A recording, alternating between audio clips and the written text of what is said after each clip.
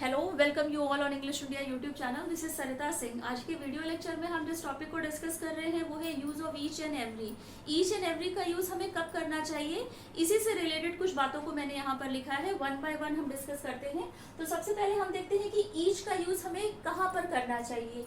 Each का use हम तब करते हैं when we talk about two और मोर पर्सन्स और things taken one by one. जब हम किन्हीं दो या दो से ज्यादा लोगों या चीजों के बारे में बात करते हैं और जब हम उनके बारे में वन बाय वन बात करते हैं तो वहां पर हम ईच का यूज करते हैं। इंडिविजुअल पर्सन और आइटम इन अ ग्रुप, इसका मतलब हुआ कि अगर मान लीजिए ये एक ग्रुप है, इस ग्रुप में कुछ लोग हैं, तो जब इस ग्रुप के लोगों के बारे में हम वन बाय वन बात करते हैं, जब हमने इसके बारे में बात की, जब हमने इस पर्सन के बारे में बात की, जब हमने इसके बारे में बात की, तो है तो ये एक ग्रुप में एक ग्रुप को फॉर्म कर रहे हैं। जैसे मान लीजिए ये क्लास है, क्लास में बच्चे बैठे हुए हैं, तो क्लास के बच्चों के बारे में, क्योंकि क्लास के बच्चे एक ग्रुप में फॉर्म हुए हैं, तो जब क्लास के बच्चों के बारे में हम वन बाय वन उनके बारे में बात करेंगे, हम इसके बारे में बात करेंगे, इसके बारे में, इसके बारे में, तब वहां पर हम ईच का यूज करते हैं। इट गिव्स इंडिविजुअल सेंस, मतलब ये इंडिविजुअल सेंस को बताता है। वही बात है कि जब हमने किसी ग्रुप के पर्सन्स के बारे में वन बाय वन हमने उनके बारे में बात की, जब हमने उनको टेकन वन बाय वन लिया, तब वहां पर हम ईच का यूज करते हैं। It is also use as a distributive pronoun also. Each and every ये दोनों ही एडजेक्टिव हैं, एडजेक्टिव का काम करते हैं, डिस्ट्रीब्यूटिव एडजेक्टिव है।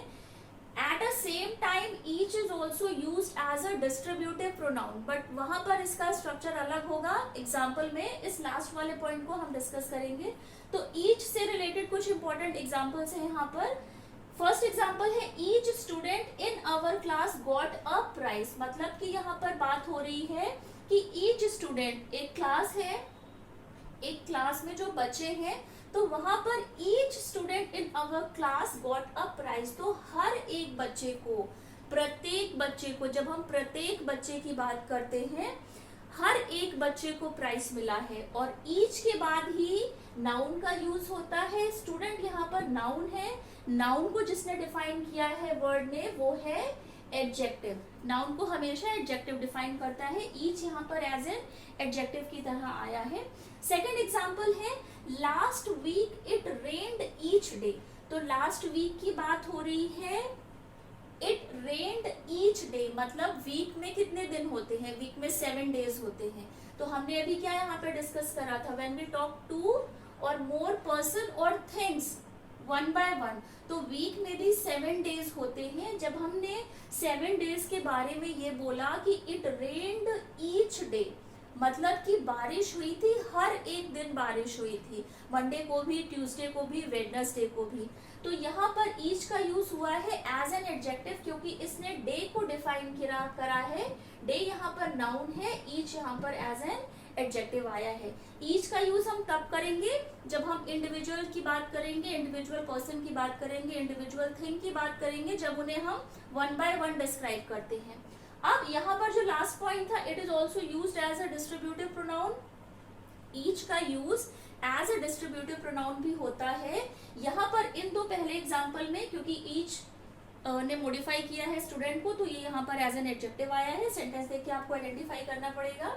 डे को मॉडिफाई करा है ईच ने। डे के बारे में, कौन सा डे था, ईच डे था, हर डे था, तो यहाँ पर डे को मॉडिफाई करा है ईच ने, तो ईच यहाँ पर एज एन एडजेक्टिव आया है। But each as an distributive pronoun भी आता है, बट उसका स्ट्रक्चर स्लाइट चेंज होता है।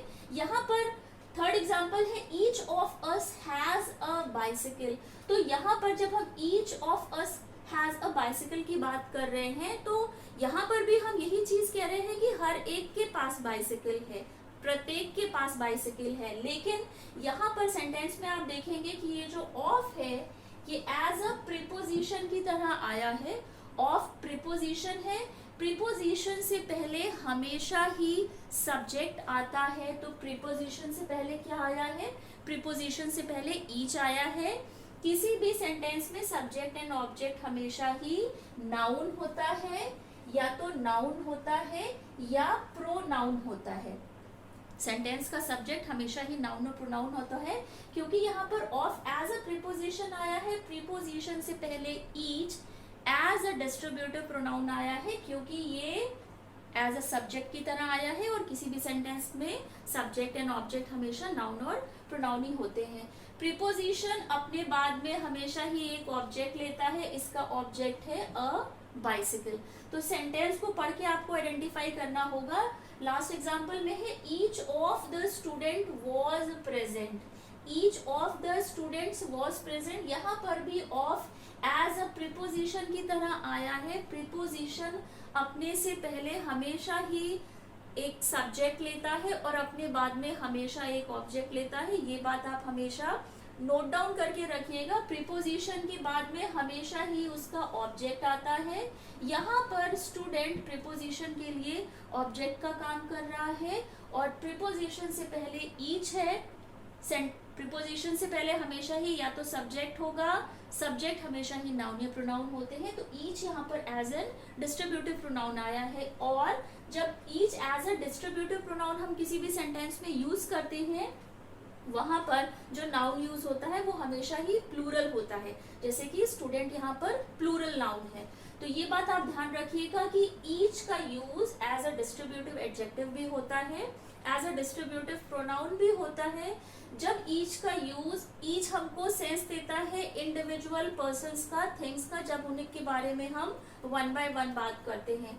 As a distributive adjective each का यूज होगा जब ये नाउन को डिफाइन करेगा। यहाँ पर इसने स्टूडेंट को डिफाइन करा है कि हर एक स्टूडेंट। सेकेंड एग्जाम्पल में डे को डिफाइन करा है ईच ने।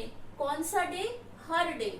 तो नाउन और प्रोनाउन को हमेशा डिफाइन करते हैं एडजेक्टिव। इन दो पहले एग्जाम्पल में ईच एज एन एडजेक्टिव आया है। लास्ट के एग्जाम्पल में each of us has a bicycle, हर एक के पास बाइसिकल है, लेकिन यहाँ पर ऑफ आ गया है। ऑफ प्रीपोजिशन है। प्रीपोजिशन अपने से जस्ट पहले सब्जेक्ट लेता है और सब्जेक्ट हमेशा नाउन या प्रोनाउन होते हैं। फोर्थ एग्जाम्पल में भी each of the student was present, of preposition है। प्रीपोजिशन अपने से पहले हमेशा ही सेंटेंस का सब्जेक्ट लेता है और बाद में ऑब्जेक्ट लेता है। तो इन दो जो लास्ट के जो दो एग्जाम्पल हैं, यहाँ पर ईच की अगर हम बात करें तो each as a distributive pronoun की तरह आया है, और जो ऊपर के दो एग्जाम्पल हैं यहाँ पर each as a distributive adjective की तरह आया है। सेंटेंस पढ़ के आपको आइडेंटिफाई करना होगा। एवरी का यूज कहाँ पर होता है? कब हम एवरी का यूज कर सकते हैं? When we talk about more than two persons और थिंग। ईच में भी हम ईच का यूज करते हैं जब हम टू या टू से ज्यादा चीजों के बारे में या पर्सन्स के बारे में बात करते हैं। सेम एवरी का यूज भी हम तब करते हैं जब हम दो या दो से ज्यादा चीजों या पर्सन्स के बारे में बात करते हैं। It also refers to a total group as a collective whole. मतलब कि जब हम एक टोटल पूरे ग्रुप के बारे में बात करते हैं। ईच में क्या किया था हमने? जो ग्रुप के लोग थे उनके बारे में हमने वन बाय वन बात किया था। 1 2 3 इन सब के बारे में हमने वन बाय वन बात की थी। लेकिन जब हम एवरी का यूज करते हैं तो कोई भी, अगर मान लीजिए ये ग्रुप है, तो जब हम एवरी का यूज करते हैं तो इस ग्रुप को हम as a collective, as a whole जब हम इसके बारे में बात करते हैं, इन अ कलेक्टिव होल के बारे में जब हम बात करते हैं तो हम एवरी का यूज करते हैं। एंड बहुत ही इंपॉर्टेंट है, it always works only as an adjective. और एवरी का यूज हम सिर्फ एडजेक्टिव की तरह कर सकते हैं सेंटेंस में। एग्जाम्पल देखते हैं। She has a ring on every finger। तो यहाँ पे मैंने क्या बोला था? दो और दो से ज्यादा लोगों के लिए। तो फिंगर्स क्या होते हैं? हमारे हाथ में फिंगर्स होते हैं, 5 फिंगर्स हैं। तो यहाँ पर जब रिंग की बात हो रही है तो she has a ring on every finger, मतलब उसकी हर फिंगर में रिंग है। तो यहाँ पर एक कलेक्टिव होल के बारे में बात कर रहे हैं कि हर किसी एक के बारे में नहीं बात कर रहे हैं कि एक फिंगर में ही रिंग है। हम एवरी फिंगर की बात कर रहे हैं। हमने पूरा, ये जो हमारा फिंगर्स है हमने पूरा लिया है और पूरे फिंगर्स के बारे में हम बता रहे हैं कि she has a ring on every finger, उसकी हर फिंगर में अंगूठी है। सेकेंड एग्जाम्पल है every seat was occupied. Every seat, हाँ, फर्स्ट एग्जाम्पल पर में भी फिंगर है, फिंगर नाउन है, नाउन को डिफाइन करा है एवरी ने, एवरी यहाँ पर एज एन एडजेक्टिव आया है। सेकेंड एग्जाम्पल में एवरी सीट वॉज ऑक्यूपाइड, तो यहाँ पर भी एवरी सीट वॉज ऑक्यूपाइड जो वर्ब यूज हुई है वो सिंगुलर यूज हुई है। ईच में भी जिस वर्ब का यूज होता है वो सिंगुलर होती है, क्योंकि किसी एक पर्सन के बारे में बात होती है। जब हमारा पर्सन सिंगुलर है तो वर्ब भी सिंगुलर होगी। एवरी में भी हम सिंगुलर वर्ब का यूज करते हैं, ये बात ध्यान रखिएगा। ईच में हम सिंगुलर वर्ब का यूज करते हैं जब वो एज अ एडजेक्टिव यूज होता है। एवरी एज अ एडजेक्टिव ही यूज होता है, वहां पर हमेशा ही एक सिंगुलर वर्ब का यूज होता है, क्योंकि हम एक पूरे कलेक्टिव ग्रुप के बारे में बात कर रहे हैं। Every seat was occupied, seat यहाँ पर नाउन है, नाउन को जिसने डिफाइन करा है वो है एवरी, एवरी यहाँ पर एडजेक्टिव है। तो एक बात हो रही है कि एवरी सीट वॉज ऑक्यूपाइड, मतलब हर सीट भरी हुई थी। किसी एक एक सीट की बात नहीं हो रही कि ये भी भरी थी, ये भी भरी थी, ये भी ऑक्यूपाइड थी। हर सीट के बारे में बात हो रही है कि हर सीट ऑक्यूपाइड थी। थर्ड एग्जाम्पल है it rained every day during my stay in Shimla, तो it rained every day, day यहाँ पर नाउन है, नाउन को डिफाइन करा है एडजेक्टिव ने। एवरी डे मतलब कि एक मंथ में अगर 30 डेज हैं या 31 डेज हैं, तो जब बात हो रही है स्टे की तो it rained every day during my stay in Shimla, जब मैं वहां पर रुका तो हर दिन बारिश हुई।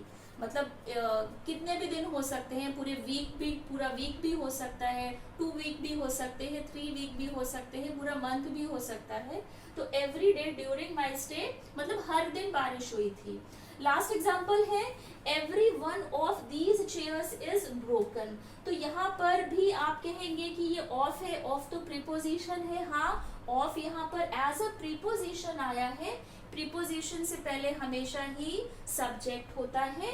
वन यहाँ पर एज अ सब्जेक्ट आया है, नाउन है, सॉरी ये प्रोनाउन है, इनडेफिनेट प्रोनाउन है। One as a indefinite pronoun की तरह आया है। सेंटेंस का सब्जेक्ट हमेशा नाउन और प्रोनाउन होते हैं। वन यहाँ पर एज अ सब्जेक्ट आया है। दीज चेयर ने प्रीपोजिशन के लिए ऑब्जेक्ट का काम करा है। तो जब वन को डिफाइन करा है, क्योंकि वन प्रोनाउन है, वन को डिफाइन किसने करा है? वन को डिफाइन करा है एवरी ने, तो एवरी यहाँ पर एज एन एडजेक्टिव आया है, ये ध्यान रखिएगा। एवरी यहाँ पर एज एन एडजेक्टिव आया है क्योंकि इसने प्रोनाउन को डिफाइन करा है। ऑफ प्रीपोजिशन है, प्रीपोजिशन से जस्ट पहले सब्जेक्ट आता है, सब्जेक्ट है इनडेफिनेट प्रोनाउन, तो वन यहाँ पर इनडेफिनेट प्रोनाउन है। प्रोनाउन को जिसने डिफाइन करा है, जिसने उसको मॉडिफाई करा है, उसके बारे में बताया है, वो है एवरी, और एवरी यहाँ पर एज एन एडजेक्टिव की तरह आया है।